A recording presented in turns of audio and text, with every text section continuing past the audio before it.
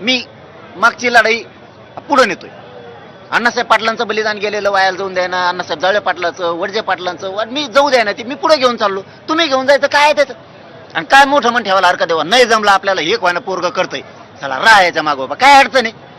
काय अडचण का? तुम्हीच असं कशा राहिले कोणतरी उभा तर चल करताय जातीसाठी, का पुढे दाखवायचं? काही होणार नाही, काय नाही होणार.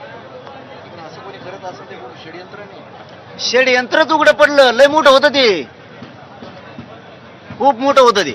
आणि त्यांनाही कळून चुकलं. त्याचे फोटो पण आलेत, नाही असं पण नाही, फोटो पण आलेत. पण मी संयम धरतो, मी बघतो. शेवटी माझाच भावंडे बदलतो का? कारण माझ्या जो दाखला आरसा एकदा दाखवलं तिला अवघड होतं. माझ्या विरोधात कोण कोण बोलतोय त्याचे रोज दिवसातून 10-15 निरोप तरी आमच्यापर्यंत येत. बोलणाऱ्याचे पण मी पहिल्यांदा आता मीडियासमोर बोलायचं नव्हतं. मोबाईल मध्ये गच भरलंय, गच.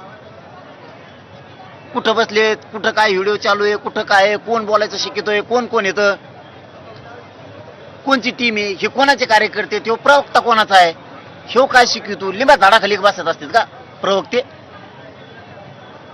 प्रवक्ते लिंबा झाडाखाली नाही बसत. 4-2 पत्रकार लिंबा झाडाखाली नाही बसत, त्यांचं सगळे गबाळच असतं. टंगड्या लांबून पसरून बसून गप्पा, असं बोल तसं बोल तसं सांगत.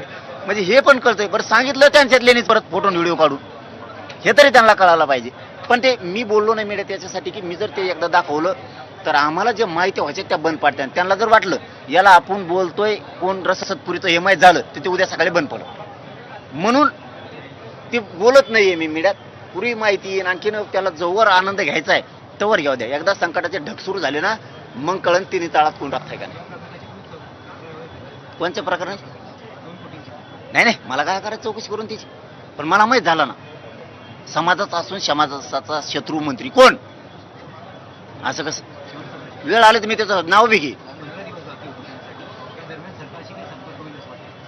दारं खुली चर्चा होईल का नाही मला माहित नाही. पण मला आता अंमलबजावणी पाहिजे कारण पोराचे ऍडमिशन आहे. मला पुऱ्या व्हॅलिडिटी पाहिजे, केसेस ते सगळे मागं पाहिजे. 17 संस्थांचा JR पाहिजे. मी हटत नसतो, मी भेद